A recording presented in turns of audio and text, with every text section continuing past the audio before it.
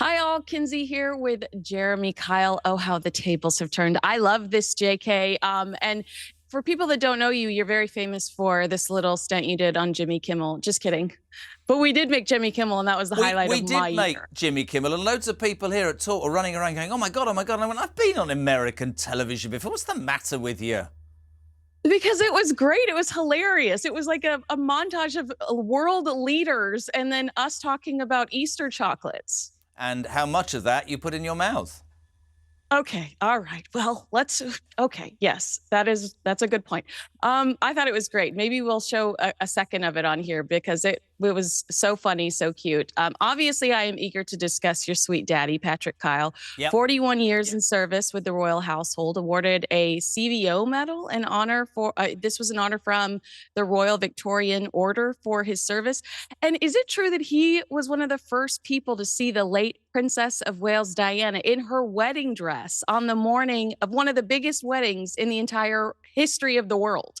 Well, it's very true. I've got so many stories actually. I mean, I've never really talked about the old man in great detail. Listen, he was my hero, and he was a rogue, and he said things that nowadays you couldn't say. But he worked for the Queen Mother for 41 years. Before I tell you about Diana's wedding dress, and that's a true story, let me tell you about how he got the job, because apparently he and my mother decided to spend their last £25 on a new suit and new shirts, and he got this opportunity to go and get a job as I think, clerk accountant at St James's Palace, so in Queen Elizabeth But wait, II's household.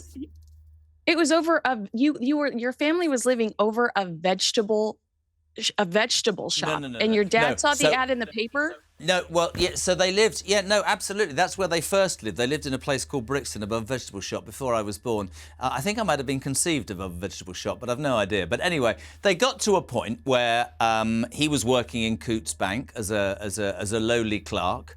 She was engaged to somebody else. This is a brilliant story, to a man who turned out to be the Lord Lieutenant of Scotland. And like an idiot, my mother dumped him and went out with my dad. It was a 6-week relationship that turned into 60 years. They were amazing. And anyway, she found this interview asking for a clerk accountant to Her Majesty Queen Elizabeth, the Queen Mother. And he went for several interviews. And I've never shared this with anybody, so this is brilliant. So he told the great story about the final interview. And he said, "I was in my best bib and tucker." That's an English phrase. He's got the suit, he's got the shirt, he's all excited. And he said it was extraordinary, old boy, he said. Extraordinary, he said, because there were a series of double doors. And the footman said to him, "Mr. Kyle, we'll go through about 4 doors. And when I cough, this will be the door. And behind that door will be Her Majesty Queen Elizabeth, the Queen Mother. You take 2 steps forward, you bow, and you say, 'Your Majesty,' after then it's ma'am." That's the correct thing. So he said, I was looking really smart, and I was absolutely best suit. We'd spent our last money on the suit, needed the job, wanted the job.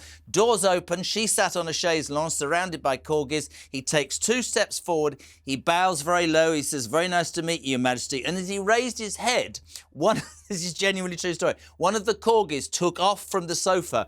And I don't know how open-minded your channel is, so I don't know if you want me to use the right word or not, but it started shagging his knee.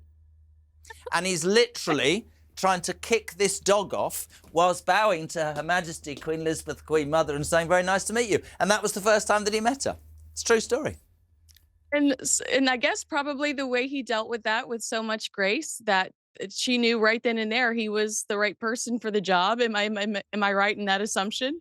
I think the thing that he taught me, and we grew up, the royal family were, I'm a fervent royalist like you, Kins, and I believe there have been many changes. He taught me one thing. In those days, there was a mystique about the royal family. Now, that gets poo-pooed nowadays. People will say, "Oh, they were secretive, they had this, they had that." But he was proud to do the job that he did, and he believed in the monarchy. Here's a little snippet for you. I told my son this the other day, who's 5. My dad had the most extraordinary handwriting, and the Queen Mother would have a handwritten menu for breakfast, lunch and dinner in Clarence House, which was her residence, of course. And about 3 weeks in, whoever it was that wrote that was sick, and the old man, whose writing was extraordinary, wrote it, and she insisted for the rest of her time with him working. So he wrote, it's not a great thing, claim to fame, is it? So he wrote her menus for breakfast, lunch and dinner for the rest of his time there. And he spent 41 years there. And yes, he believed in the monarchy. He once said to me that the mystique died when the Queen Mother died, because of course the advent of television and social media and all the stuff we do now. But yeah, listen, he saw and did some incredible things, and I can talk all about them because he's no longer with us, bless him. You're so precious.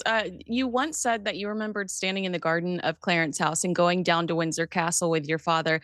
And you were proud as a young boy, but you said that the school kids took the Mickey out of you. You were Well, he was. teased about. Yeah, well, this is true because he was the Queen Mother's, one of the Queen Mother's private secretaries, and they used to say to me, "Your dad's a secretary. I bet he wears a skirt and does shorthand." And it was like, no, he isn't a secretary like you would imagine that was in those days. And this was, listen, this was 40 years ago. God, I am on 45 years ago. But yeah, look, he was in charge of royal warrants for the Queen Mother. So we growing up, like, I can't give you, what examples would I give you? A royal warrant is what you get on the package of food. It says by appointment to Her Majesty Queen Elizabeth the Queen Mother. So biscuits, Weetabix, Tom Smith's crackers, Pear's soap. Under the stairs, there was hordes of the stuff. It was like a scene out of, I don't know, Only Fools and Horses. But he did, you know, it was never, he always used to say to me, it was never a massively well-paid job. But some of what he did, I mean, he had his own, you know, he had his own cabin on the Royal Yacht Britannia. He went on tours all over the world with her. It was an extraordinary, extraordinary life, and he saw so much. And you started by asking me about the wedding dress. He famously, of course, Diana and Fergie spent the last night of their single lives in Clarence House.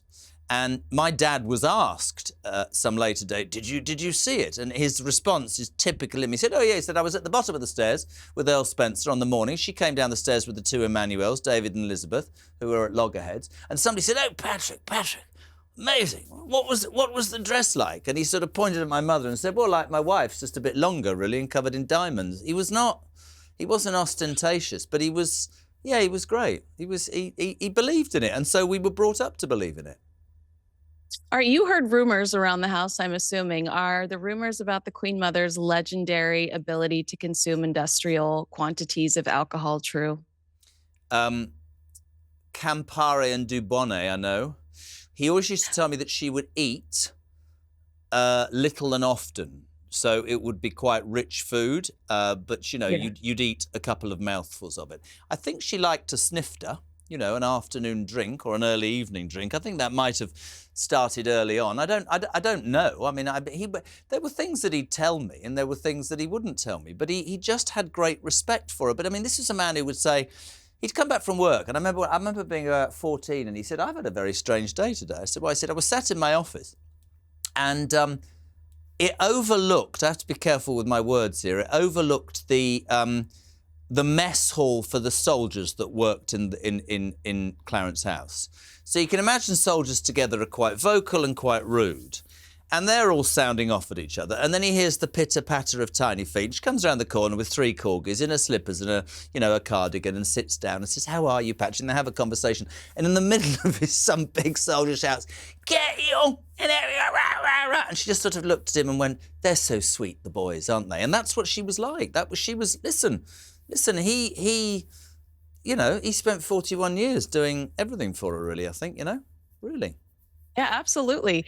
I found a quote about your father and your mother online. It said Patrick Kyle became so weary of the uphill struggle, and this is regarding the Queen Mother's debt, that he was repeatedly begged by his wife to retire. Is that true? Was your mom at home going, could you just hang it up? Can you just come home? I'm worried about all this. I don't think so. I don't know. Okay. You know what I'm like and stuff online. She was the archetypal wife and mother, and it actually colours an awful lot of what I believe in. In my mother's day, her job, and this will go down like a lead balloon with certain people, a job that she cherished and loved was to bring up her family. She was an extraordinary human being who had her own career, but do you know, Watkins, this is true. So if he didn't stay in London, and he was coming back, and he'd come back on the train, and it was like a scene from an old movie. This woman would be up at 5 o'clock, take him to the station, cook breakfast for all of us, do breakfast, go to work in a garage of 300 men, come back, do all that we had to do, and then she would drive to the station at 7:30 at night, 365 days a year, winter or summer, having put some makeup and lipstick on and changed, and meet him off the train and drive him home. And Okay, I wouldn't even shave my legs. That is the sweetest story yeah. ever. But that was how I was brought up. I mean, he jokingly called her the War Office, but we were brought up to open the door for a woman and treat women in the right way. If you try that nowadays, you get called a misogynistic git, don't you? He was yes, he was steeped, I guess, in royal service, but he was funny as well with it. You'd go, tell me a story, and he'd go, oh God, those carriages at Royal Ascot. I'd have to sit next to her, and I said, well, that was amazing. He said, no, you get car sick. You get halfway down. You said you get halfway down to the furlong marker at Royal Ascot, and you want to throw up all over the blanket. But all of those sorts of things, you know. He saw some incredible things, you know. The Queen Mother was always, and actually when we talked today about Markle and Prince Harry, she was very, very, very, as we all know, very anti-Wallis Simpson, because in her mind, by Edward VII abdicating, that caused her husband to have to be king, and because he wasn't perhaps ready for it, the stammer, all the problems, that ultimately killed him. But no, listen, the old man was a massive, massive fan of hers, I think, and I think he had, I mean, for me and for you, he had a dream job. I think Yeah.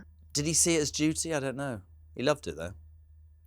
I love that you brought up the Wallace Simpson thing because I saw a really great quote about the Queen Mother that said she had an Olympian ability to hold a grudge, and that made me giggle. How do you think the Queen Mother would have reacted to Meghan Markle?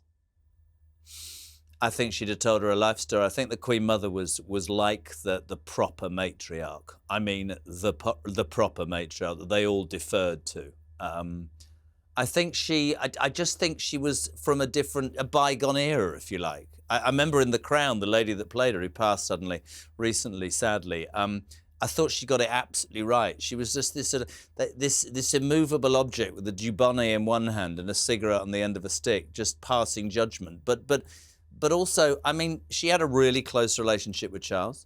A really close relationship with Charles. He was you know, as we know, Prince William would go to Windsor Castle when his parents were splitting up and have Sunday lunch with the Queen. Charles would leave Highgrove every Sunday. I know this for a fact. I told this to somebody once. They went, how do you know that? He would leave the marital home on a Sunday and go and see his granny. The old man used to tell me that this happened regularly. And I said, how do you know? He said, because there was always a chitty on my desk on a Monday morning for how much petrol a footman had put in his Aston Martin to fill it up whilst he was being entertained by Granny on a Sunday afternoon. I think she was very important to him. But I think she believed in the monarchy, and I think she was quite old school as well, you know? What did you've said this to me before, but I couldn't remember. What did your father used to say about Diana and King Charles? Was it that their kind of dysfunctional relationship No, he was. negatively affected If the I go mystique? back to the mystique, he would Yeah, very yeah. honestly, if he was sat here, apart from saying, "Oh, you're a very nice young lady, aren't you?" and you'd be like, "Oh," he would be saying to you the mystique of the royal family, whereby it was secret, kins, right? He would say both Charles and Diana systematically used the media during their breakup to their own ends. Both of them were as bad as each other. He would say that about how the modern generation, some would say, is that because of social media? I don't know. But he would say that those people took it to a different level. And of course, there's an insatiable desire to know far more about the royal family. They were removed in the days that the old man was there. But now programs like this, stations like this, channels like this, want to know more and more because of that desire, but it was all a bit more secretive. Do you know what I mean? It was Yeah. secretive, and you know, the Castle of May, which was her amazing place up in Scotland, they'd go there for summers, and you know, she'd walk in tweed skirts and go salmon fishing, all the sort of stuff that you think, my God, now there has to be a photo shoot, there has to be a photo opportunity, and yeah, I mean, it's different. But I mean, listen, she lived to a good age, and she packed a punch. Here's something I saved for you. I've never said this before. 13 days after the Queen Mother died, he took us, my brother and I, and my mother actually, around Clarence House for the final time before he left. And in her bedroom were 3 dog baskets, 3 pictures of her late husband, and 10 DVDs. I'm going to set you a challenge here. What were the DVDs of? And this is an absolute stone cold fact. Are they a horse racing? Are they of horses? I don't know. What were they of? Blackadder. What? The comedy series with Rowan Atkinson, Blackadder. Blackadder. That is I'll never forget great. it. I was like 17, 18. I'm thinking, she watched Blackadder in bed. Brilliant. That is so great. I'm so jealous that you got that tour too. You know, she did live to a great age. At one point, Queen Elizabeth, the late Queen Elizabeth, thanked your father for taking care of her. Where and how did that happen? So he was eventually given this KCVO, and I mean, again, you've got to understand the bloke he was. I mean, even at that moment, we're there at Buckingham Palace, seeing him get this, and he took 2 steps forward before he should have, and then he stumbled. I mean, I honestly would try not to laugh. But she said, as she pinned the medal on, which I have, and I'm very proud to have, she said, "This is for looking after Mummy so well," which, I mean, that's lovely, isn't it? I mean, but you know, he That's so did. sweet. He did. You know, he did. There were plenty of them that worked there. Don't get me wrong. I'm not trying to over-egg it, but yeah, he was a man of service and a man of duty, and he was a man who believed in the monarchy, and for him, that's what it was all about. And do you have any other Princess Diana stories? I mean, you or your father were there any encounters or No, any I fun? never. Listen. No, I didn't. I didn't know anything about that. I'd moved on and was doing my life. I think I mean, the morning of the wedding. I mean, he would go to lots of things, if you know what I mean. I mean, he was at the wedding. He was at you know, and I remember that. But no. I mean, there was actually I didn't know this until quite late on in his life. I think in the 70s or maybe the 80s, he got offered the same job in the Duke of Edinburgh's household, and he turned it down to stay with the Queen Mother because I think he sort of just loved her, really. I think he just thought she was just. But I remember him saying to me one day, I think she must have been in her 80s, and he looked particularly knackered this weekend, and I said, "How's it going?" And he said, "You know, on Thursday, she's 87. We did five you know, appearances, appointments, whatever you want to call them." And he said, and it's almost like it's all to the second, right? And he said, she's just this firebrand of energy. So the rest of us are knackered. When my dad retired, I remember my mum rang me, and I said, "How's it going?" And she said, "Not great." And I said, "Why?" She said, "Well, ask him." So I said, "What's wrong?" He said, "Well, it was 9 o'clock." I said, "Well, what's wrong? You've only been retired 2 days." He said, "Well, I got up, had a shave and a shower. I've been to the newspaper shop and bought the Times. I've read that. I've had my breakfast, and it's only 8:30 because every part of his life for 41 years would be the car will be outside in 15 seconds. We've got 3 minutes to get to that, and then we've got 5 minutes to do that. And it was all really, really structured. And I think it took him a while when he retired from Royal Service to just chill out, really, just take it easy. Obviously, he did chill out because when I was looking him up, I was learning about all these girlfriends he had in the home, and I was like, Well, "Wow, live your there life." is, of course, the great story that blessed him. My mother passed, and he said he was so stoic at the funeral. And then he said, I mean, honestly, when I tell this story, people think I'm making it up. So COVID hits, and he's in the home, and I can only see him behind glass. I was quite concerned. So I said, "Daddy, you're right." He says, "Brilliant." I said, "What do you mean it's brilliant?" He said, "Well, in the Second World War, we had rations for I'm getting 3 meals a day, and we're locked in, and they can't get away from me." It's like, what? Oh, No, really, literally, just a dog. He did chase a few women, but I mean, fantastic. But he would always, you know, he loved my mother. But he used to say, he'd go, "The War Office. I'm in trouble with the War Office again. I'm going for a war." But he was old school. Do you want me to tell? Why am I doing this? Do you want me to, this time he told me the facts of life? I was fishing. Was like 14, and my mother sent him to do this, and he literally came to the riverbank, and I thought, I know what's happening, and he went, right, dear boy, your mother's sent me, birds and the bees. I said, "Dad, you're all right, I know all about it, I haven't gone past first base, and when I do, I'll let you know." And he went, "Right, chat done," and went home. That was it. He was just, but he was jovial, he was funny, he was great. well, no wonder they loved having him around. Recently, I mean, since I've known you, Fergie, the Duchess of York, approached you at an event. Did that surprise you to have? I mean, I guess not, knowing now that I know how entrenched your family was in the royal family, that must just be a typical Tuesday for I you. don't think How she was that? knew. I know she didn't know about the old man, but it quickly became. I think she probably knew of me. But listen, I lived sort of 3 miles from what we called Tesco's, which was what a house in Sunninghill looked like. Fergie's an interesting one for me. I think the royal family like any family, by the way, and I should know, are flawed. We all know that. Obviously, Yeah. there was the horrendous time, the toe-sucking thing, Johnny Bryan and all that, and she was rather ostracised, lost her money. But she's managed to garner, I think, a bit of respect the way she's come back, dealt with the breast cancer, does a lot of good work. And I think Charles actually probably is respecting of her. I mean, obviously, I think the other issue, that horrible ex-husband of hers, is a major problem. But yeah, I've got time for Fergie. But she was, yeah, listen, I mean, she also spent the last night of her life at Clarence House. I'll tell you, you know this. It wasn't her life. Yeah, that You was what? very dramatic. It wasn't her life. It was her single life. Yeah, I agree. I think it's probably a difficult situation. The Duke of Edinburgh hated her. We all know that. Couldn't even have a name spoken. Had to leave the room. I think we've all, listen. You know this. There ain't anybody that's perfect. I'm not sticking up for her, but I think she's in a better place now. But yeah, she went Jezza, and I went, oh God, it's Fergie. Oh God.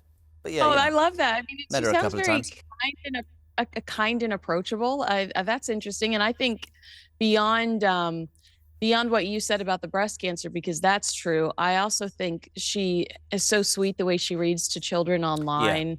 You know, there are a few moves that she's made that were clearly, to me, it just opens you up to an entirely different person and When changes your when perspective.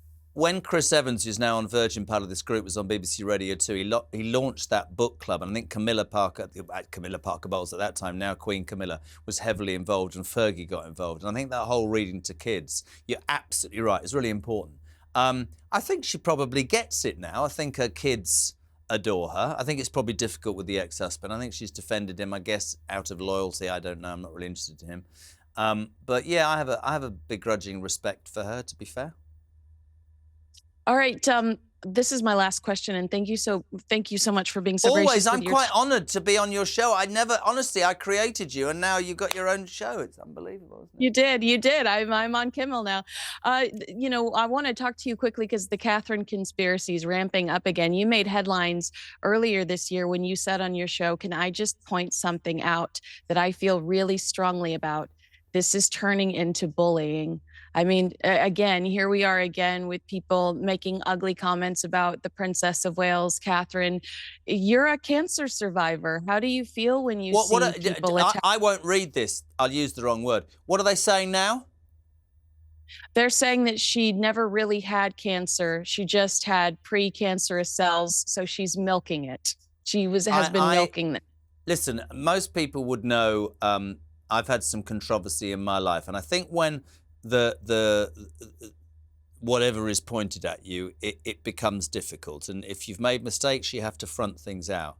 This woman, right, is, in my mind, and we will always agree on this, the greatest thing to happen to the British royal family in decades. This was the first time that, and forgive me, people who went, that a commoner, right, was allowed or even was ever even contemplated to be able to end up with the future King of England. We'd seen what happened to Prince Andrew. If he'd married Stark, completely different story. Princess Margaret, if she'd been married to Group Captain Peter Townsend, the love of her life, completely different story. Kate Middleton's the future of the British monarchy. These people, I don't read this. Sorry, I don't care. It annoys me so much, right? This lady is a great mother, a great ambassador. She is adored by the British public. And those idiots, I almost feel like those people that sit and write those things, and I've had plenty written about me, that's great. That's your opinion. And you're so weak-willed that you have to hide behind a computer screen. Just go and play with whatever. I'm not... Catherine Middleton, you know this as well. It's going to make it sound like I've met her once. Her kids now go to the school that our kids go to, as you know, left, and they came the term after, which was quite funny. Everybody I know still from that school, Lambrook, will say she's just a normal mum. Listen, she's going to be the Queen of England, for Christ's sake. She's had cancer. She went through that. She had to deal with people saying you haven't. Then she comes out and she's honest about it to give a really positive message to people. And now these people are trolls. It is bullying. You know, I've heard people criticise things in the past, things they've seen on television, newspaper articles. Somebody needs to get hold of social media and say, do you know what? Bullying on social media happens on a daily basis. In my mind, Iron Kate should be her name, and I, like you, would ever stick up for. And those people they're not even worth contemplating. This is a woman, right, with 3 young kids who got dealt a devastating diagnosis, and through the whole thing, bravely and humbly and just decently has got on with it. Shut up. Those people, honestly, I'd be no good if you had to put me in a room with people like that. I'd end up going nuts. Me either. I love you, and I love that about you. All right. If you agree with us, disagree with us, let us know in the comments below. Make sure you like, subscribe, and share this conversation with a friend. It's been so interesting to get to know your family more, JK. Thank you for your time. Always a pleasure, and I love the jumper. What is that on the jumper? Is that a Canadian flag or a It's sheep? it's the Princess Diana's black sheep sweater, but on Oh my God, it in a jacket is! It form. is! It is! Oh my God, it's amazing. Thanks, Kins. Lots of love. Thank you. Bye, everyone.